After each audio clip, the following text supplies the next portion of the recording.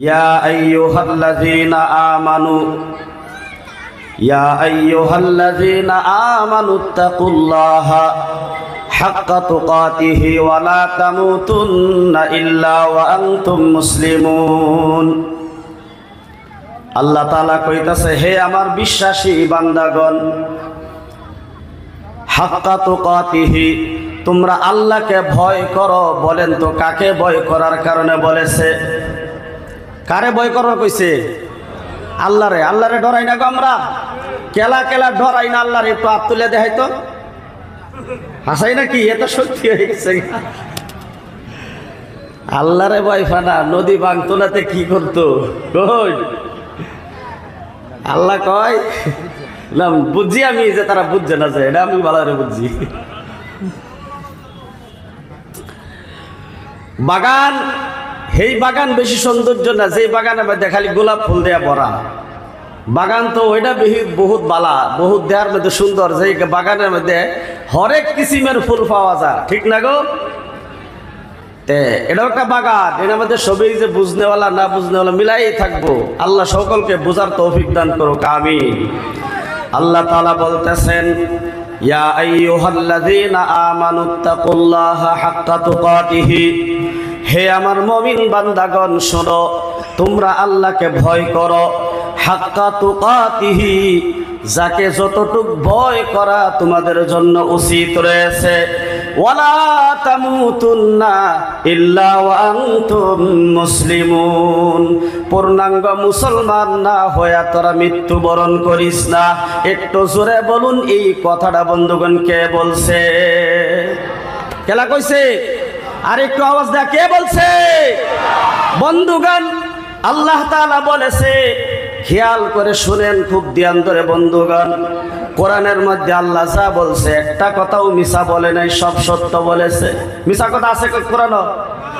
কোরআন লা শাক্কা ফীহি লা রাইবা ফীহি। বন্ধুগণ, এই কোরআনের মাধ্যমে কোনো সন্দেহ নাই, কোনো ভেজাল নাই। আল্লাহ তাআলা বলছে, ঈমানদার তোমরা দুনিয়া থেকে আসিও মুকাম্মল ঈমান মুসলমান হয়া, কমপ্লিট মুসলমান না হয়া তোমরা দুনিয়ার জমিন থেকে কখনো মৃত্যুবরণ করিও না। তাহলে বোঝা গেল, যদি মানুষটা পূর্ণাঙ্গ মুসলমান না হয়, পরিপূর্ণভাবে মুসলমান না হয়, ইয়া আইয়ুহাল্লাযীনা আমানু দুখুলু ফিস-সিলমি কাফা, পূর্ণাঙ্গ হিসাবে যদি মুসলমানের মাধ্যমে না থাকে, তাহলে বোঝা গেল তার কবরে যাওয়া বহুত ভয়ানক হয়ে যাবে। জোরে বলেন কথা ঠিক কিনা? আল্লাহ তাআলা বন্ধুগণ সম্পূর্ণ কথাগুলো, সব কথাগুলো আল্লাহ তাআলা পবিত্র কোরআনের মাধ্যমে খুইলা খুইলা বুঝাইয়া দিয়েছে। এখন বাকি রয়েছে শুধু আমরা বুঝার বাকি রয়েছে, আর আমল করার বাকি রয়েছে। বন্ধুগণ, সাহাবাই কেরাম, আল্লাহ নবী সাল্লাল্লাহু আলাইহি ওয়াসাল্লাম সাহাবাই কেরামকে বলতো, সাহাবা তোমাদেরকে আমি একটা ভালো আমলের কথা বলবো না? সাহাবা বলতো, ইয়া রাসূলুল্লাহ তাড়াতাড়ি বলেন, আমরা কোন সময় আমল করব? তারা আমল করার নিয়তে পাগলে বলতো, নবী বলেন বলেন বলেন, আমরা তাড়াতাড়ি আমল করি, না হলে আমাদের জিন্দেগি থেকে হায়াত তো কমে যাইতেছে।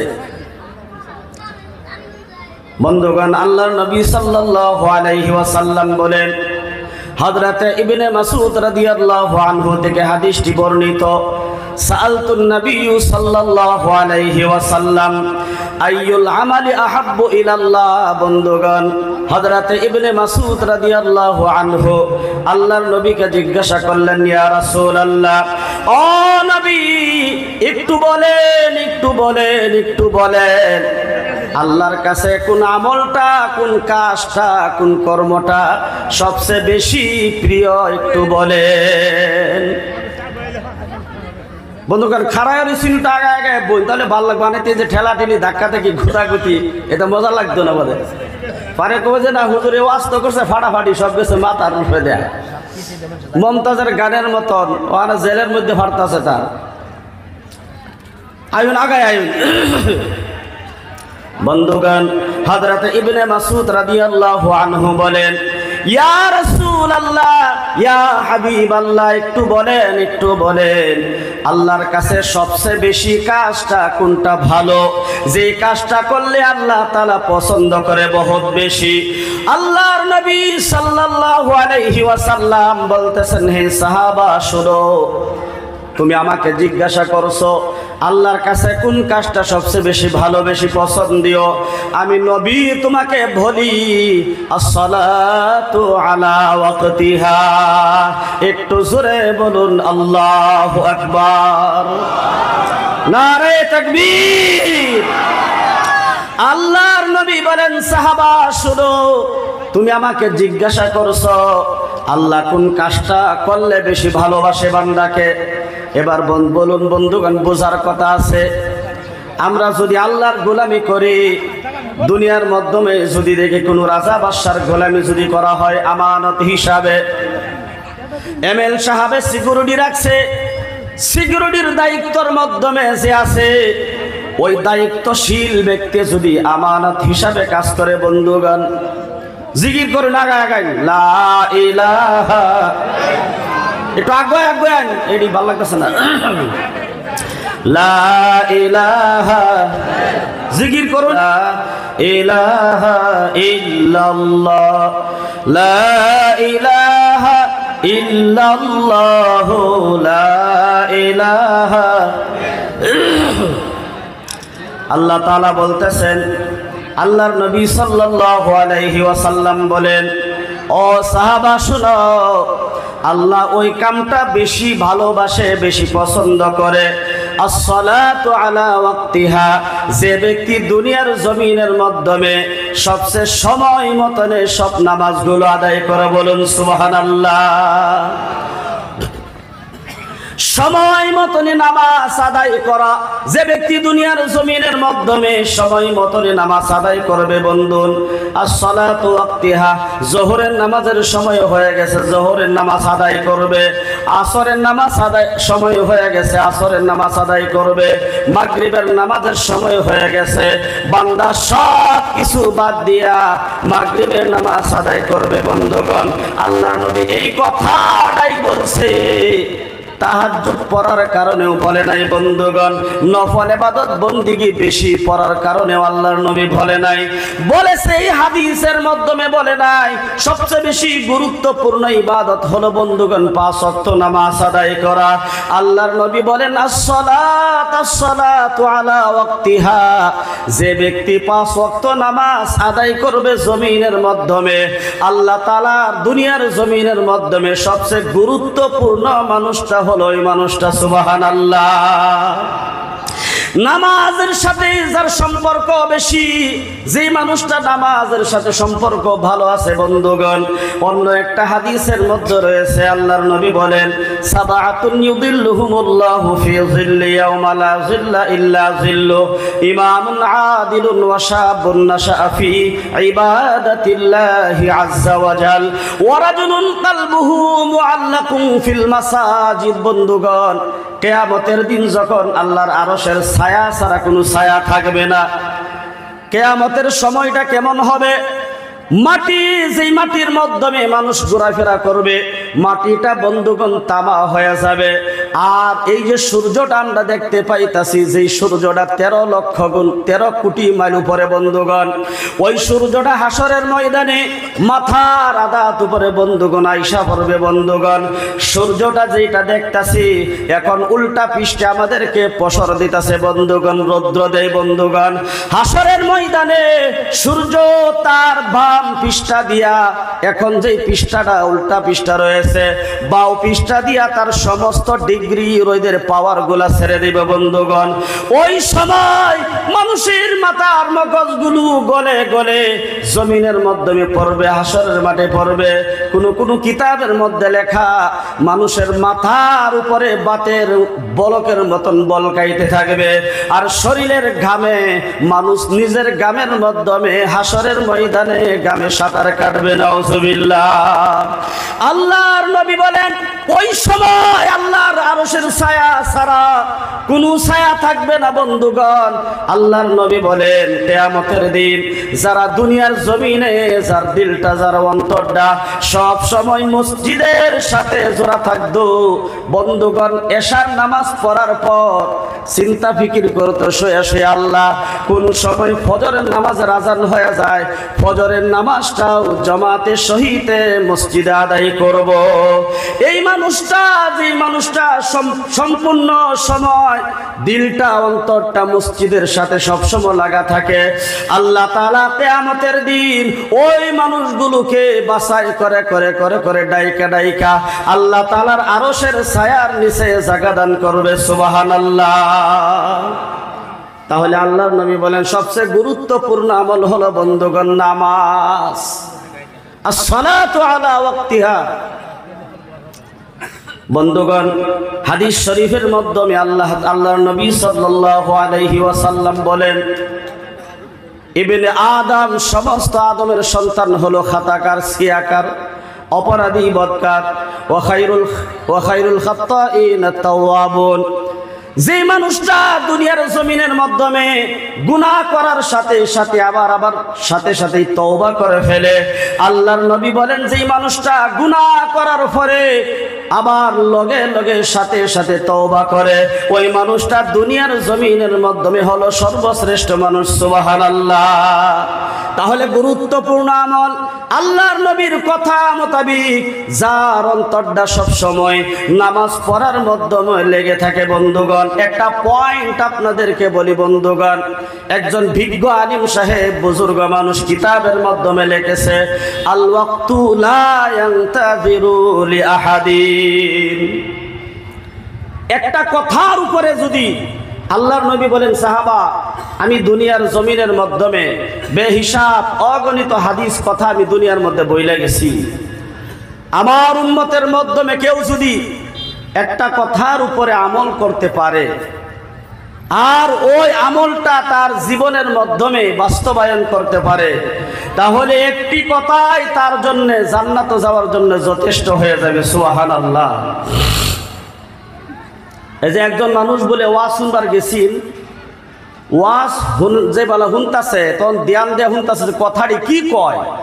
তখন হুজুরে কইছে যে কেউ যদি পেশাব করে কোনো জায়গার মাধ্যমে পানি পাইল না, পেশাব করার পর শরীরটা নাপাক হয়ে গেছে, নামাজের সময় হয়ে গেছে, কোনো জায়গার মাধ্যমে পানি পাইল না, ওযু করার কারণে ভালো মাটি বলে তার সম্মুখে নাই, এমন জায়গার মাধ্যমে ধরুন জেলের মধ্যে আছে, জেলখানার মাধ্যমে আছে, মাটি নাই পানিও নাই, কি দিয়া নামাজ পড়বো, তৈমুম করব কি দিয়া? হুজুর বলতেছেন মাটি দিয়া তৈমুম করা যাবে, পবিত্র পাক মাটি দিয়া তৈমুম করতে পারবে, কিন্তু যেই খড়িগুলা আগুন দিয়া, যেই খড়িগুলা আগুনের পর ছাই হয়ে যায়, ছাই বুঝুন না গো, রান্নার পরে চুলার মাধ্যমে ছাই জমা হয়, বলতেছে ছাই দিয়া যদি তৈমুম করে তৈমুম কখনো হবে না। বুঝাইছে যে তৈমুম করলে মাটি দিয়া করুন লাগবো, ছাই দিয়া তৈমুম করলে কি হইতো না, তৈমুম হইতো না। এহিনি হে শুনছে, শোনার পরে বাড়ির মাধ্যমে গেলেন। বন্ধুগণ লাতাইফে হাক্কানি কিতাবের মাধ্যমে চুটকুলো কথাগুলো লেখা আছে। বাড়িতে যাওয়ার পর মানুষটা মারা গেছে, তারে কাফন দাফন করে সবাই মিলে কবরের মাধ্যমে রাখাইছে। কবরের মাধ্যমে রাখার পর আমরা সকলেই জানি সবার কবরের মাধ্যমে দুইজন ফেরেশতা হাজির হবে, মুনকির নেকির ফেরেশতা হাজির হয়ে যাবে। গরিব মানুষ মারা গেলেও তার কবরে যেই ফেরেশতা, ধনী মানুষ মারা গেলেও তার কবরের মাধ্যমে সেই ফেরেশতা। বন্ধুগণ সবের কবর আইতো না গো, না কেউর কবর আইতো না যে আমি দুনিয়ার মধ্যে যা করবার ভাই করি, হিসাব আমার আল্লাহ নিত না। যে আমার বাপ বহুত বড় মাতবর ছিল, সবে এই অঞ্চলের মানুষ দেখে ডরাইতো, মাতবর থাক যেই থাক, কবরে গেলে সব পামসার, ঠিক না গো, হেই ন গেলে আর কাম নাই। এই কারণে হযরত ইমাম মালিক রাহমাতুল্লাহি আলাইহি বলে, সব কিছু কইরো দুনিয়ার কেউর এক রতি ঠগায়া খায় না।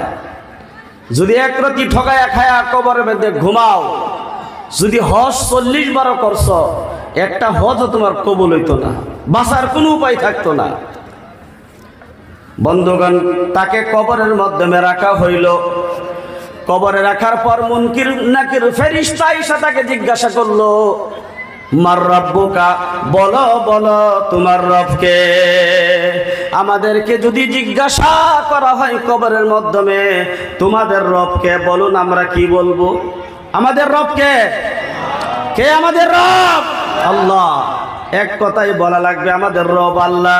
ওই মানুষটা কিছুই জানে না বন্ধুগণ, শুধু ওয়াজ শুনে বাড়ির মধ্যে চলে গেছে, আমলের নিয়তে শুনেছিল কথাগুলো, যে বাড়িতে গিয়ে আজকে তওবা করলাম, আজকে থেকে আর কোনোদিন গুনাহের কাজ করব না, ওই রাত্র মানুষটা মারা গেছে বন্ধুগণ।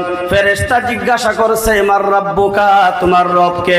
মানুষটা বারবার বলে ছাই দিয়ে তৈমুম করলে তৈমুম হবে না।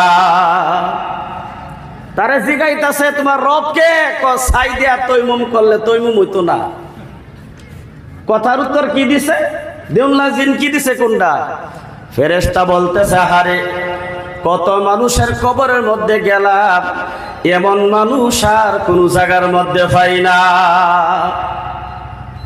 দুনিয়ার মাধ্যমে পাগল ছিল, মরার পরেও পাগল অবস্থায় রয়ে গেল। আমি জিগাই মার রাব্বুকা, সে বলে ছাই দিয়া তৈমুম করলে তৈমুম হয় না। ফেরেশতারা তো তার ভাষা বুঝতে পারে না। ফেরেশতারা মমিসিংহা ভাষা বুঝে গো। কবরে যাওয়ার পরে সবের ভাষা আরবি, হ্যাঁ কইতাছে কি দিয়া মমিসিংহা ভাষা দেখবে স্পষ্ট। ছাই দিয়া তৈমুম করলে তৈমুম হয় না। ফেরেশতা বলল মা দিনুকা, বলো তোমার দিন কি? বলে ছাই দিয়া তৈমুম করলে তৈমুম হবে না। এক কথাই কি কয়? ছাই দিয়া তৈমুম করলে তৈমুম হইতো না। লাতাইফে হাক্কানির মধ্যে লেখা বন্ধুগণ। ফেরেশতা ৩ নাম্বার প্রশ্ন করলো মান নাবিয়ুকা, বলো তোমাদের নবীকে, তোমার নবীকে। আমাদেরকে জিজ্ঞাসা যদি করা হয় আমাদের নবীকে, আমরা উত্তরে কি বলবো বন্ধুগণ? নবী মুহাম্মদুর রাসূলুল্লাহ সাল্লাল্লাহু আলাইহি ওয়াসাল্লাম, আল্লাহর নবী, আমাদের নবী। ওই মানুষটাকে জিজ্ঞাসা করলো মান নাবিয়ুকা, বলো তোমার নবীকে। মানুষটা একটা কথাই ছাই দিয়া তৈমুম করলে তৈমুম হবে না। এখন আমরার সামনে যদি কেউ জিগানি হয় কোনো কথা, যে কসে দিহি তোরার গাঁয়ের নাম কি, আমি জানতাছি এই গাঁয়ের নাম কি, তারপরেও জিগাইছি যে গাঁয়ের নাম কি, হ্যাঁ যদি এটা না কয় অন্যটা কয়, একবার মেয়ে ঠাট্টা মস্কারি করে হয়ে গেল গা। দ্বিতীয়বার যদি আর জিগায় যে তোর গাঁয়ের নাম কি, তখন দ্বিতীয়বার যদি কো উতলা, 2 নম্বর দক্ষিণ উতলা। আবার জিগা যদি গাঁয়ের নাম কি, যে দক্ষিণ উতলা, মিটারটা গরম হইতো না। 3-4 বার জিগানির পরে বাদে হেয়ার জায়গা ঠিক থাকতার বই ন। যেরম মানুষই হোক, যেরম সিধা মানুষই হোক, সিধা মানুষ তার ভেজাল নেই, রাগ আরো বেশি উঠব। ফেরেশতা তখন বলল আল্লাহ কি একটা আজব মানুষের কবরের মাধ্যমে আসলাম, আমরা বলি তোর রবকে, সে ছাই দিয়া তৈমুম করলে তৈমুম হবে না। আল্লাহর কাছে ফরিয়াদ করলো আল্লাহ কোন মানুষটার কবরের মাধ্যমে গেলাম তুমি বলো। জবাব দেও আল্লাহ এই মানুষটার ব্যাপারে কি হবে। 3টা প্রশ্ন করলাম, 3টা প্রশ্নের উত্তর একটাই দিল, ছাই দিয়া তৈমুম করলে তৈমুম হবে না। আল্লাহ তাআলা বলেন হে কোরআনের কথা শোনার জন্য মুরব্বী সাহেব আরামের ঘুম হারাম করে সবার মাধ্যমে গিয়েছিল। যেই জায়গার মাধ্যমে আমার কথা, আমার গুণগান হয়েছে, যেই জায়গার মাধ্যমে আমার ভালোবাসার নবীর কথা হয়েছে, নবীর ভালোবাসা প্রেম কথাগুলো শুই না মুরব্বী চোখ দিয়া 2 ফোঁটা পানি বের করে আল্লাহর কাছে যারে যারে কাঁদছিল, আল্লাহ আমার জীবনটা তো শেষই হয়ে গেছে, দাড়িগুলো পাইকা গেছে, মাথার চুলগুলো সাদা হয়ে গেছে, আল্লাহ প্যান্ডেলের নিচে বৈশা তওবা করতেছি, আল্লাহ আজকে থেকে আর জীবনে কোনোদিন 1 ওয়াক্ত নামাজ ক্ষতি করব না। মুরব্বী 2টা চোখের পানি সাইরা কাঁদতেছি, আল্লাহ আজকে থেকে আর কোনোদিন অপরাধ করব না, আর কোনোদিন মসজিদ ছাড়া থাকবো না আল্লাহ, আল্লাহ আর কোনোদিন মাথার মাধ্যমে টুপিটা সরাইব না আল্লাহ, আল্লাহ তুমি আমাকে মাফ করিয়া দাও, ক্ষমা করিয়া দাও। আল্লাহ বলতেছেন ফেরেশতা, এইভাবে মুরব্বি বাড়ি যাওয়ার সাথে সাথে তার হায়াতগুলো শেষ হয়ে গেছে, কিন্তু সঠিক নিয়তে তওবা করেছে, আমি আল্লাহ তাআলা তার তওবা কবুল করেছি। তওবা করার পর মানুষটা দিন ইসলামের খাতিরে যেই কথা কিনি পেয়েছিল বন্ধুগণ, ওই কথাটার উপরে আমল করেছে। ছাই দিয়া তৈমুম করলে তার তৈমুম হবে না। আল্লাহ তাআলা বলে একটা কথার উপরে ফেরেশতা তাকে আমি জান্নাত দিয়া দিলাম। সুবহানাল্লাহ, নারে তাকবীর। আল্লাহ তাআলা বলেন, বান্দা শোনো, তুমি যদি একটা কথা, একটু কথা যদি তোমার জীবনের মধ্যে আনতে পারো, তাহলে একটি কথাই তোমাকে জান্নাতে নেওয়ার জন্য যথেষ্ট হয়ে যাবে। বন্ধুগণ, মুসা আলাইহিস সালাতু ওয়াস সালামের জামানার মাধ্যমে একজন মানুষ কচি বাচ্চা মাথার উপরে কান্দ কইরা নিয়ে বেড়াইতাছে, পাহাড়ের এক কোনা কোনায় বেড়াইতাছে। বন্ধুগণ, বেড়ানির সময় ওই কচি বাচ্চা আব্বার কান্দের উইটা উপরে বইসা রইছে, বেড়াই না কান্দ দুই ঠ্যাং দুই বাদিয়া, আদরের সন্তান দাদা নাতির লইয়া, বাবা ছেলের লইয়া ঘুরে না কইবা, ঘুরতাছে পাহাড়ের কোনা কোনায় ঘুরতাছে। দেখেন আগেকার মানুষ কত হুঁশিয়ার ছিল, কত তাদের জ্ঞান ছোট থাকতে কত ভালো ছিল। এখন তো আমাদের 2-3 বছরের সন্তানেরা যদি জিগান যায়, বাবা তুমি কিছু শিখছ, তাহলে এক কথাই 2025 সালের বলে দিব মায়াবিনী। শিখছে কিন্তু একটা, তার জুবানের মধ্যে কলিমা থাকা উচিত ছিল, শিক্ষা দেয় নাই। এই গজবের চিত্তপিঠা সবের লোক একটা একটা আছে না, লম্বাতা আছে না গো, এই চিত্তপিঠার থেকে সবেই শিখছে। আমরা একজন উস্তাদ মুরব্বী আছে, কবর আমরা কইতাম যে স্ক্রিন টাচ মোবাইল, বলে আরে না এটা চিত্তপিঠা, এরকম চ্যাপ্টা করে বানাইছে। এই গজবের মোবাইলে শুধু শুধু বাচ্চাগর অন্তরগুলো একদম নষ্ট করে ফেলছে। বন্ধুগণ, যে কান দিয়া কোরআন তেলাওয়াতের আওয়াজ যাওয়া সঠিক ছিল, যেই কান দিয়া কোরআনের কথাগুলো শুনতো, কোরআন তেলাওয়াত শুনতো, সুবাহি মক্তবের মাধ্যমে গিয়া প্রথম কলিমা, দ্বিতীয় কলিমা, তৃতীয় কলিমা বন্ধুগণ শিখতো। এই সুবাহি মক্তবের মাধ্যমে গিয়া যেই শিশু বাচ্চাটা শিকার সময় ছিল, ওই শিশু বাচ্চা কানের মাধ্যমে কলিমার আওয়াজ যায় না, যায় শুধু খালি গানের আওয়াজ। ভাত খায় না, কি কারণে? বলে মোবাইল ছাড়া, মোবাইল ছাড়া সন্তানে ভাত খায় না। তাহলে আগের মানুষে খাওয়া ছাড়াই শেন হইছে গো, এই মুরব্বীরা আছে খাওয়া ছাড়া শেন হইছুন, হে সময় তো আর চ্যাপ্টা চিত্তবিড়া লাগছে না, তারে আদত বানাইছে, নষ্ট করছে। মুরব্বী তার সন্তানকে কান্দের মধ্যে নিয়ে ঘুরতেছে, গুনাহগার ছিল, মরণের কথা তার স্মরণ হয়ে গেছে, বলতেছে আল্লাহ কতই না অপরাধ দুনিয়ার জমিনের মধ্যে করছি, আল্লাহ আমি এত তেমন শিক্ষক পাই না যে শিক্ষকের কাছ থেকে কিছু ইলম আমি শিখবো, জ্ঞান শিখবো। আল্লাহ আল্লাহ আমার দাড়িগুলো পাইকা গেছে, আমি তো দুনিয়ার জমিন থেকে বিদায় হয়ে যাইব।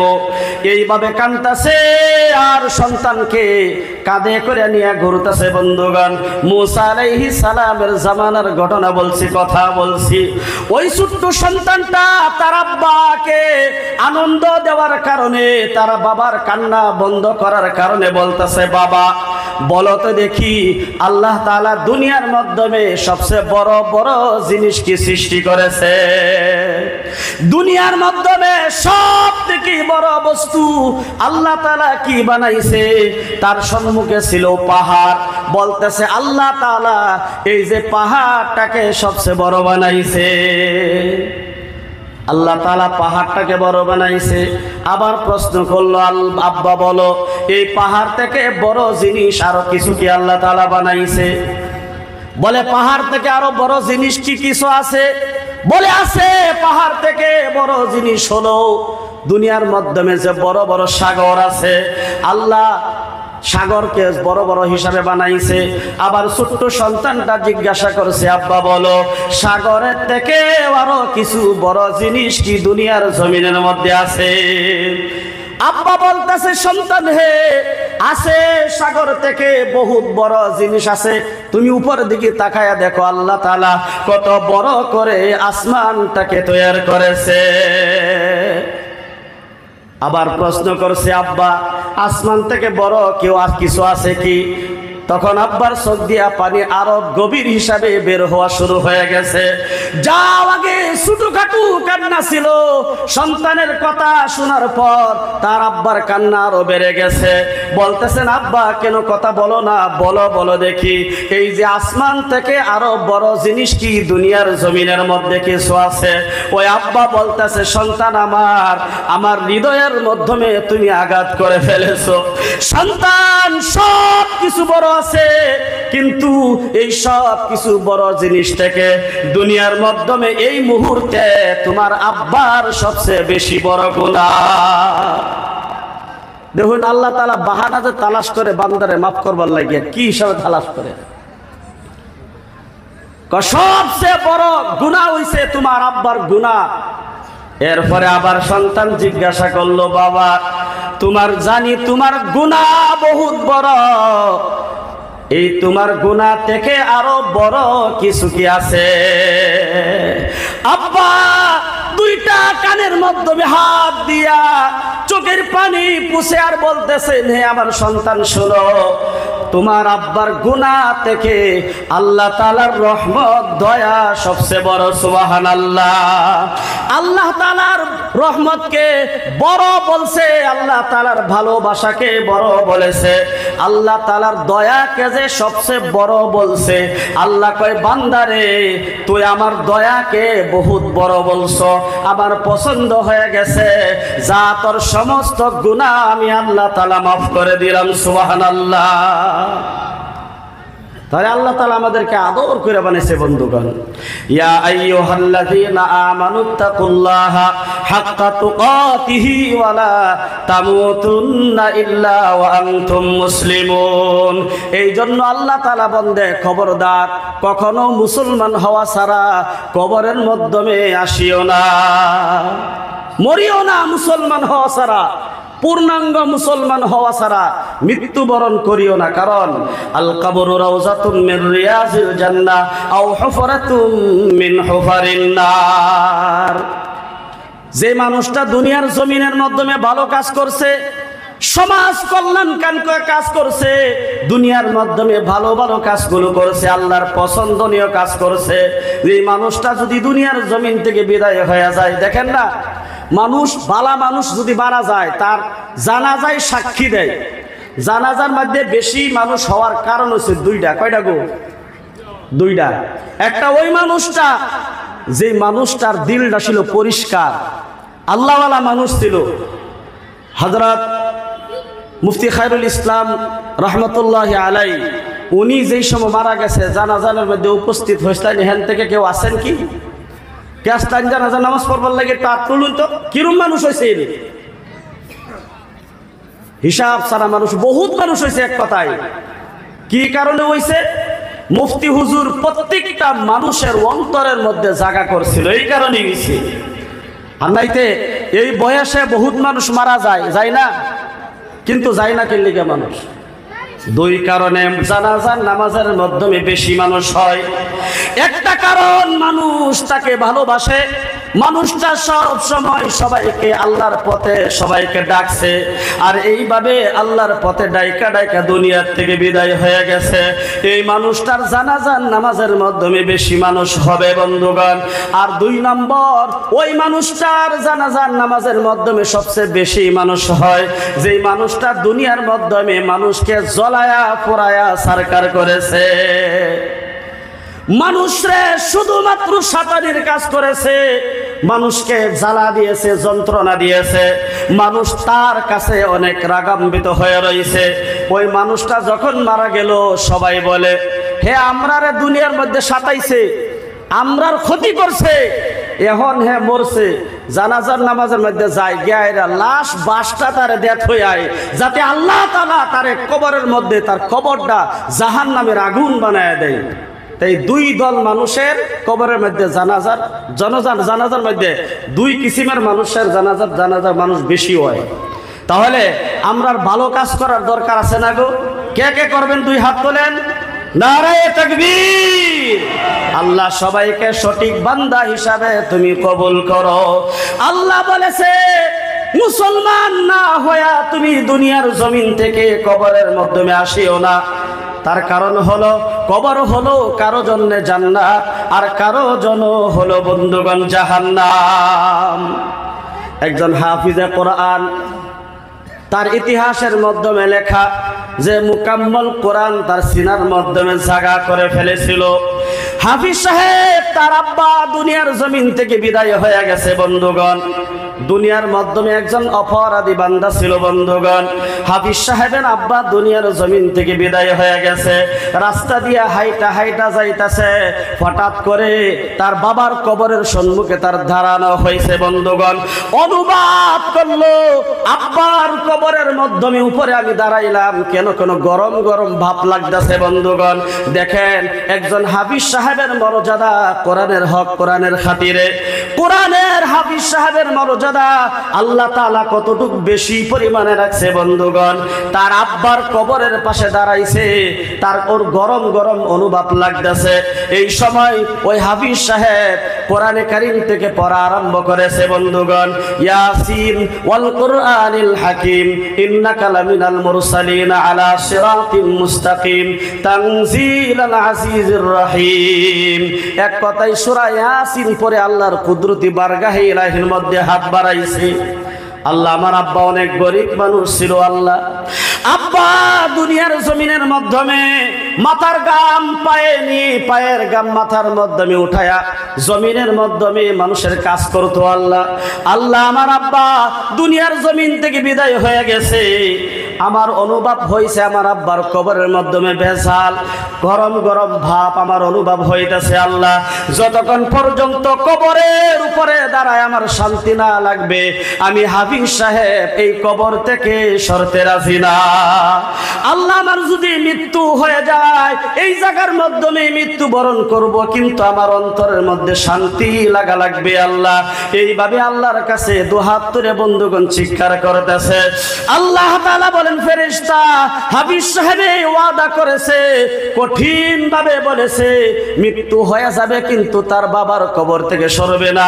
একজন কোরআনওয়ালা, আমার সিনা থেকে যাওয়া কালাম কোরআনওয়ালা এমন একটা জায়গার মাধ্যমে দাঁড়ায় আমার সম্মুখে হাত তুলে কাঁদবে, আমি আল্লাহ সহ্য করতে পারি না। কেমনে এইভাবে থাকবো? এই ফেরেশতা শুনো, তার আব্বার কবরটাকে সাথে সাথে জান্নাতের লগে সম্পর্ক করে দাও। সুবহানাল্লাহ। কিছুক্ষণ মুহূর্তের মাধ্যমে হাফিজ সাহেব যখন হাত তুলে দাঁড়ায় দোয়া করতেছে, ওই সময় অনুভব হয়েছে আমার অন্তরটা শীতল হয়ে গেছে।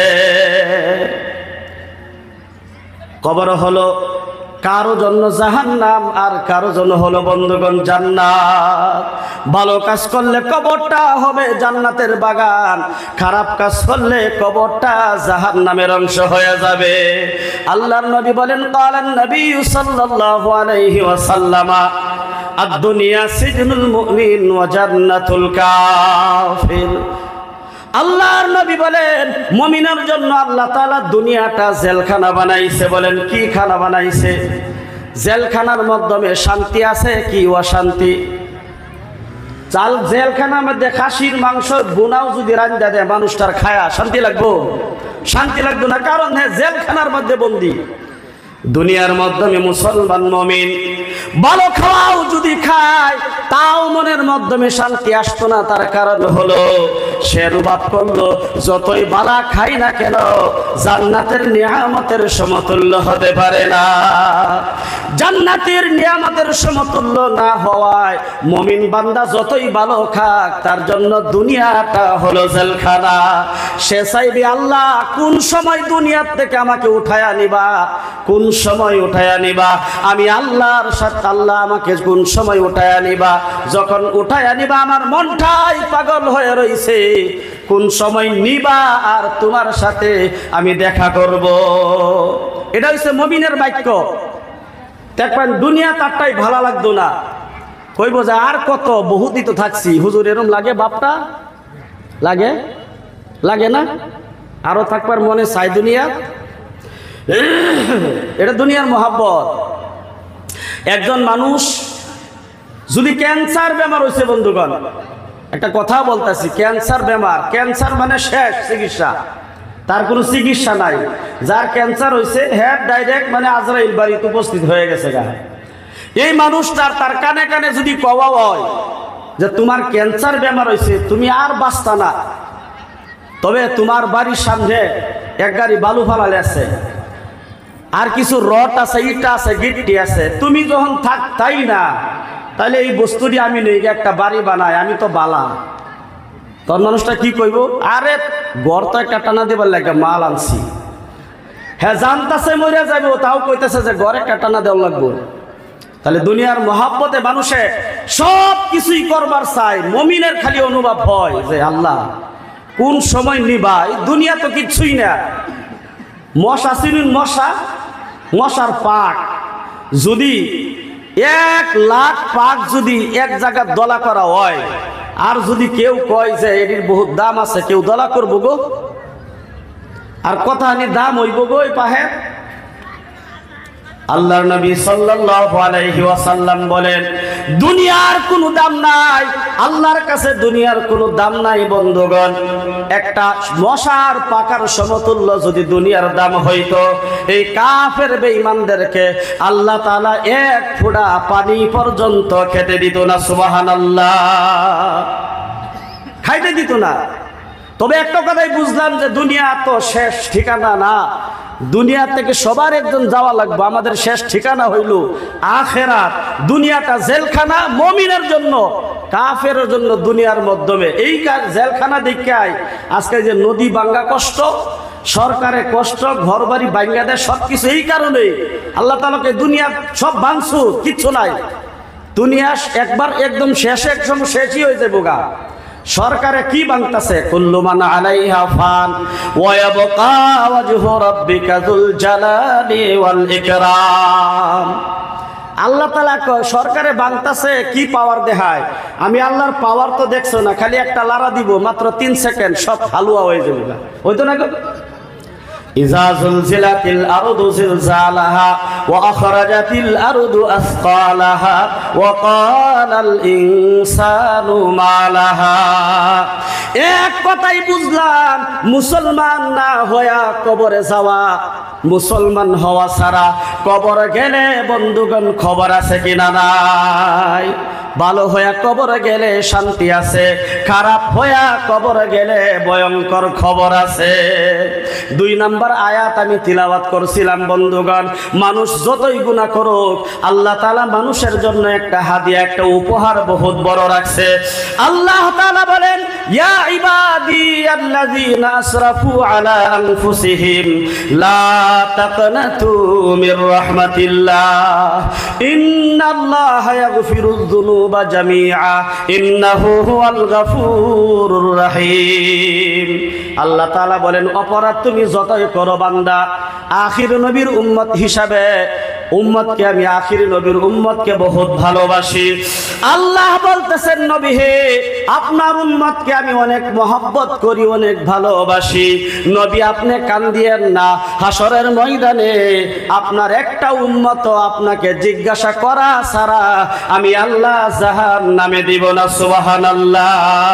বলেন আপনার উম্মত যতই অপরাধ করুক, ইয়া ইবাদি আল্লাযীনা আসরাফু আলা আনফুসিহিম, তার নিজের নফসের উপরে জুলুম অত্যাচার করেছে, এরপরেও যদি একবার আল্লাহর কাছে ক্ষমা চায়, আল্লাহ তাআলা বলে তার জীবনের গুনাহ মাফ করিয়া দিয়া আমি তাকে জান্নাতের মেহমান বানায় দেই। সুবহানাল্লাহ। ইয়া আইয়ুহাল্লাযীনা আমানু তুবু ইলাল্লাহি তাওবাতান নাসুহা। আল্লাহ তাআলা বলতেছেন, হে মুমিনগণ, হে ঈমানদারেরা শুনো, তুবু ইলাল্লাহি তাওবাতান নাসুহা, সঠিক নিয়মে তওবা করো, আল্লাহর কাছে সঠিক নিয়মে তুমি ক্ষমা চাও। বন্ধুগণ, যত বড় অপরাধ হয়ে যাও না কেন বন্ধুগণ, একজন মানুষ আল্লাহ তাআলা তার 300 বছর হায়াত দিয়েছিল। কয়শো বছর? কয়শো বছর গো? এদিকে দেখুন, আমারই দেখবা এখানে সুন্দর ভালা, সবচেয়ে পরিষ্কার আর সবচেয়ে বিউটিফুল, সবচেয়ে দামি মানুষ আমি ছাড়া এখন বন্ধুগণ আর কেউ নাই। সব আমারই দেখবাই, যা হীরা মুক্তা যা আছে সব এখানেই আছে। যার ভিতরে কোরআন আছে তার কি কোনো অভাব আছে? সব কিছু আছে, দুনিয়ার কোনো দাম নাই, একজন কোরআনওয়ালার বহুত দাম।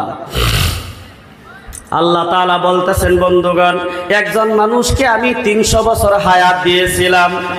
এখন তো মানুষে কয় যে আল্লাহ কত বড় বড় অপরাধ করছি, কত ঠগানি না ঠগাইলাম, কত মানুষের জমি না ঠগাইয়া খাইলাম, কত মানুষের কি অপরাধ করলাম, আল্লাহ কি আমারে ক্ষমা করব? কত এতিমরে ঠগাইলাম, দুনিয়ার মধ্যে খালি ঠকানির দান্দাই করছি, এখন তো শেষ সময় আছে, আল্লাহ কি ক্ষমা করব? আল্লাহ তাআলা বলেন, বান্দা তোর কারণে আমি আল্লাহ একটা দরজা রাখছি। সুবহানাল্লাহ। তোরে মাফ করাও একটা হাতিয়ার আমি আল্লাহ রাখছি। কোরআন পরিষ্কার বলেছে, ইয়া আইয়ুহাল্লাযীনা আমানু তুবু ইলাল্লাহি তাওবাতান নাসুহা।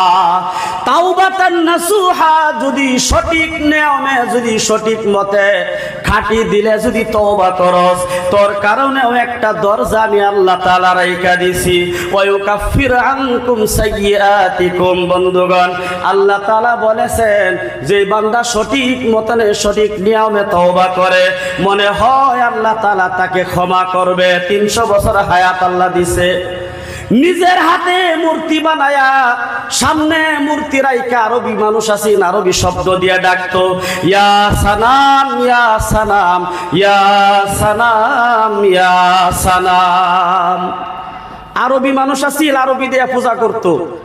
নিজের হাতে মূর্তি বানাইছে, কিরম কপাল পোড়া বুঝুন, নিজের হাতেই বানাইছে, বানায়া হেবেরি খোদা মানতাছে, ডাকতাছে, খোদা তুমি আমার ভগবান, ইয়া সানাম ভগবান তুমি আমার ভগবান, তুমি আমার সব কিছু করতে পারো। এইভাবে বন্ধুগণ 300 বছর একটা খোদার সে ইবাদত করেছে। নিজের হাতে বানাইছে খোদা।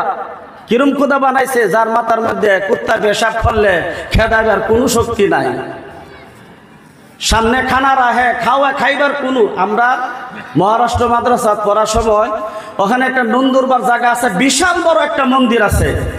ওই মন্দিরের পূজারী তার মেয়েকে একজন মুফতি সাহেবেরটাই বিবাহ দিছে। একজন মন্দিরের পূজারী ব্রাহ্মণ তার মেয়েরে মুফতি সাহেবেরটাই কি দিছে? বিবাহ দিছে। আমরা একসাথে বই আলাপ আলোচনা হয়েছে, কি ব্যাকল মানুষ যে দুনিয়ার মধ্যে আছে আমি নিজেও কইবার পাই না। পূজারিয়ে কইতেছে, এটারে মাটি দিয়া যে বানাইছে, কিনে আনছে, নিজেও জানে যে এর কোনো পাওয়ার নাই। আপেল আঙ্গুর যত দামি দামি ফল আছে আইনাহেরা তার সামনে দেয়। এখন আমি তো ব্রাহ্মণ পূজারি, বাজারে নিয়ে বেচবারও পাই না। আমি এটি নিয়ে আরে বাড়িতে আমার ফুলাফানরে খাওয়াই, আমার ফুলাফানের ব্রেন আল্লাহ দান করছে, হৃষ্টপুষ্ট চেহারা হয়েছে। আর যারা আইনা দেয় এগর মাথারি তার ছিঁড়ছে। তখন মুফতি সাহেব এটাই বিয়া দিছে। তখন এই মানুষটার যদি ব্রেন ভালো না থাকতো, না বুঝতো যে এটা তো কিছুই না, তার কোনো শক্তি নাই, হের শরীরের মধ্যে পাখি লেদায় দেয়, কুত্তায় পেশাব করে, আমি খাদিম দিয়া নিজেই সাফ করাই, আমি জীবনেও পূজা করি না, কিন্তু ওরা পূজা করে। আমি যেটা না করি এটা এরা করে, আবার আমার ধর্ম দিয়ে রাখছে। ওই মানুষটা নিজে হাতে, আরবিয়ান মানুষ ছিল বন্ধুগণ, নিজে হাতে মূর্তি বানায়া বন্ধুগণ পূজা করে। তার হায়াত ছিল 300 বছর। কয়শো বছর? আপনি আমি বাজমু কয় বছর বন্ধুগণ? 60 থেকে 70 বছর। এর বেশিও যদি কারো হয়ে যায় বন্ধুগণ, বুড়া জন্ডু, এরপরে সেঞ্চুরি 100 বছর, তার উপরে বাঁচে মানুষ। 300 বছর শুধুমাত্র আল্লাহ তাআলার অপরাধ করছে। আল্লাহকে মানে নাই, কোরআন মানে নাই, নবীর হাদিস মানে নাই। 300 বছর শুধুমাত্র আল্লাহকে ডাকে নাই, শুধু খোদাকে ডাকছে, তার বানানো খোদাকে হাতে বানাইছে, ওই তাকেই ডাকছে ইয়া সানাম, ইয়া সানাম, ইয়া সানাম, ইয়া সানাম। হঠাৎ করে মুরব্বী হয়ে গেছে। মুরব্বী হইলে দেখবেন বহুত মানুষ আছে মুরব্বী যারা তাদের হাঁটু সাই দেয় নাই, পাও সাই দেয় নাই, চোখকে ভালো করে দেখে নাই, বহুত রাত পর্যন্ত জাগ্রত থাকতে পারে নাই, ঘুম ভালো লাগে নাই, দুনিয়ার চিন্তাধারা শেষ হয়ে যায় বন্ধুগণ। ওই সময় ক্লান্তি ক্লান্তি ভাব তার শুরু হয়ে গেছে। ওই ভগবানের সামনে বৈশা বৈশা ডাক দেছে। ঘুমের যখন ভেল তার লাগছে, ঘুমে তার শরীরে ধাক্কা দিছে, ঘুমের জলে বন্ধুগণ ডাক দিয়া দিছে ইয়া রহমান, ইয়া রহমান। নারায়ে তাকবীর। আল্লাহ তাআলা বলে ফেরেশতা সাক্ষী হয়ে যাও, যেই মানুষটা অপরাধ করেছে 300 বছর, যেই মানুষটা 300 বছর শুধু মাটির দ্বারা ভগবান বানায়া খোদা বইলা মাইনা নিছে, এখন ভুলে ঘুমের জলে একবার আমাকে ডাক দিছে ইয়া রহমান। আমি বলছিলাম দুনিয়ার মাধ্যমে আমার থেকে দয়ালু আল্লাহ ছাড়া বান্দা তোর জন্য কেউ নাই। এখন যদি আমাকে স্মরণ করেছে, আমাকে যদি রহমান বলে ডাক দিয়েছে, শোনো ফেরেশতা তুমি সাক্ষী হয়ে যাও, ওই মানুষটার 300 বছরের অপরাধ আমি আল্লাহ মাফ করে দিলাম। সুবহানাল্লাহ। আল্লাহ বাহানা তালাশ করে, তবে সঠিক নিয়মে বন্ধুগণ তাওবাতান নাসুহা করতে হবে। তার সাথে সাথে আল্লাহ তাআলার গোলামির সাথে সাথে দুনিয়ার মাধ্যমে নিজের পিতা মাতার সাথে কিছু ভালো আচরণ করা লাগবে। বন্ধুগণ, হযরতে ইমামে আহমদ ইবনে হাম্বল রহমতুল্লাহি আলাইহি বহুত বড় একজন ইমাম ছিলেন, বহুত বড় বুজুর্গ আল্লাহওয়ালা মানুষ ছিলেন। বন্ধুগণ, ইরাকের জমিনের মাধ্যমে একবার সফর করা তার হলো। ইরাকের জমিনের মাধ্যমে ঘোরাফেরা করতেছে, রাত্র হয়ে গেছে, কোথায় যাবে? আমরা সবাই জানি মোল্লার দৌর মসজিদ পর্যন্ত। হুজুরের দৌড় কোন পর্যন্ত? মসজিদ পর্যন্ত। এক বেটা বলে সড়ক ঘুরতেছে, ফহির বেড়া। তখন ফহির মানুষ মুরব্বী ভিক্ষা করতে করতে রাইত হয়ে গেছে গা। তখন এক বাদ গিয়া জিগাইছে, ভাই আমনে গোর বাইতে একটু জাগা দি বাইর থাকতাম। তখন হেই বেড়া আছেন সাদা সিধা মানুষ কইতাছে, আমরা বাইর তো মহিলা মানুষ আছে, কিবা থাকবেন। তখন মুরব্বী কয়, আল্লাহ কি ফেসো ফালাইলা, রাস্তাও চিনি না, ভিক্ষা করতে করতে রাইত হয়ে গেছে গা। বহিরের তো ফাওয়ালো কি দেখবেন, ভিক্ষা যদি কিছু বেশি পা তখন রাত্রে আপনার টাইম কিছু বেশি মেরে দেবো ডিউটি। তখন গিয়া আটটা আটটা গিয়ে আরেকবারই পাইছে, পায়া হেরা ওহন হেহেন জিগাইছে না, বা একটু জাগা দিন। মহিলা মানুষ আছে বাড়ির, জাগা দিছে না। ওহন বেকল মানুষ জিগাইতেছে, ভাই আনবে গোবার মহিলা মানুষ আছে গো। করে কেলে গিয়া কলে একটু থাকতাম।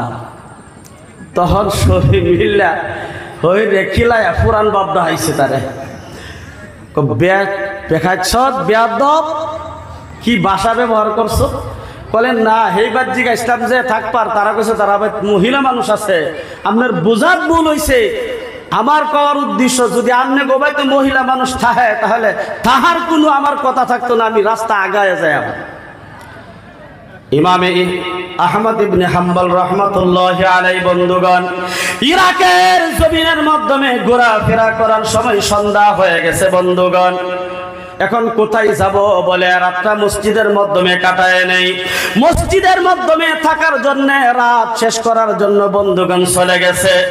মসজিদের মাধ্যমে যখন থাকবে বন্ধুগণ, ওই মসজিদের খাদেম ছিল ইমাম আহমদ ইবনে হাম্বলকে দেখার সাথে সাথে মসজিদের কুন্ডিটা লাগাইয়া দিছে, তালা গেট করে দিছে, মসজিদে থাকা যাবে না।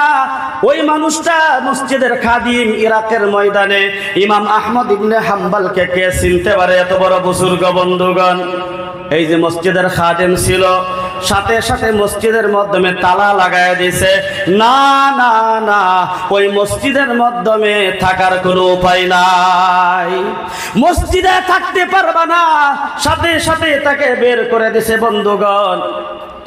তারপরে ইমামে আহমদ ইবনে হাম্বল বন্ধুগণ রাহমাতুল্লাহি আলাইহি মানুষটা চলে যাওয়ার পর বারিন্দার মাধ্যমে বিছানা করেছে। ওই যে খাদিম সাহেব মসজিদের দায়িত্ব পালন করতো, বহুত আমানতদার ছিল বন্ধুগণ। বাড়িতে হুইতা তো তার আর ঘুমে ধরে না, বালিশের মাধ্যমে মাথা লাগাইছে, বলে পাগলটারে মসজিদ থেকে খেদায়া দেয়া হয়ে আইছি। আমার মনে হয় ওই পাগলটা বুঝতুরি মসজিদের বারিন্দার মাধ্যমে ঘুমাইতে পারে। বাড়ি থেকে তাড়াতাড়ি উঠে আইছে, হ্যাঁ বারিন্দার মধ্যে দিয়ে আসাই তো, বারিন্দার মধ্যে হুইতা রয়েছে, ঘুমায় রয়েছে, তারে ঠ্যাঙ্গের মধ্যে দইরা শেষরায়া পার করছে, মসজিদ থেকে বের করিয়ে দিছে বন্ধুগণ। ওই সময় ওই জায়গা দিয়ে একজন আল্লাহওয়ালা মানুষ, পিতা মাতার খেদমত করনেওয়ালা, মা বাবার সাথে ভালো আচরণ করনেওয়ালা মানুষ একজন যাইতাছে গো। যাওয়ার সাথে সাথে দেখে একজন নামাজি মানুষ, ভালো মানুষকে পাগলের মতন দেখা যায়। দেখে তার সাথে কি ব্যবহার করা হলো, দুর্ব্যবহার। মসজিদ থেকে বের করে দেওয়া হলো। তার হাত ধরে বন্ধুগণ তার বাড়ির মাধ্যমে নিয়ে গেলেন, কিতাবের মাধ্যমে লেখা, বাড়ির মাধ্যমে নিয়ে খাওয়ায়া ঘুম পাতায়া দিছে। কিন্তু ওই মানুষটা মা বাবার খেদমতের সাথে জড়িত ছিল। 2 নম্বরে একটা আমল করত, যে কোনো কাজ করত আস্তাগফিরুল্লাহ আস্তাগফিরুল্লাহ, আল্লাহর কাছে তওবা করত। হযরত ইমাম আহমদ ইবনে হাম্বল জিজ্ঞাসা করলো, ভাই তুমি যে আস্তাগফিরুল্লাহ আমল করো, ওই আমলটার বিনিময়ে তুমি কি পাইলা? বলতেছে, আমি সংক্ষেপে বলি যে আমি যে আস্তাগফিরুল্লাহ আমলটা করি, আমি যা দোয়া করি আল্লাহ তাআলা সমস্ত দোয়া আমার কবুল করে। সুবহানাল্লাহ। আস্তাগফিরুল্লাহর আমল করার খাতিরে আমি যা দোয়া করি আল্লাহ তাআলা সমস্ত দোয়া কবুল করে। শুধু একটা দোয়া আমার জীবনের মধ্যে বাকি আছে। বলে কি দোয়া? আমার জীবনে ইচ্ছা ছিল আমি দোয়া করি, আল্লাহ গো আমার জীবনে একদিন হইলেও ইমাম আহমদ ইবনে হাম্বলের সাথে তুমি দেখা করায়া দিও। ইমাম আহমদ ইবনে হাম্বল বলতেছে, হে আমার বন্ধু শুনো, তোমার এই দোয়াটা আল্লাহ কবুল করে ফেলেছে। সুবহানাল্লাহ। বলে কিভাবে কবুল হয়ে গেছে? তোমার সম্মুখে যে খাড়া, ইনি হলো ইমাম আহমদ ইবনে হাম্বল। বলে দেখো, যে মানুষটা আল্লাহকে বিশ্বাস করছে, মা বাবার সাথে ভালো আচরণ করছে, কোরআনের সাথে বিশ্বাস আছে, তওবা ইস্তিগফারের সাথে বিশ্বাস আছে, তার দোয়া যদি কবুল করে আল্লাহ, তাহলে এইটাও সঠিক। দেখো আল্লাহ তাআলা তোমারে যে আমারে যে তোমার সাথে দেখা করাইবো, ইরাকের মসজিদ থেকে শেষরায় আইনা তোমার বাড়ির মধ্যে হাজির করে দিয়েছে। সুবহানাল্লাহ।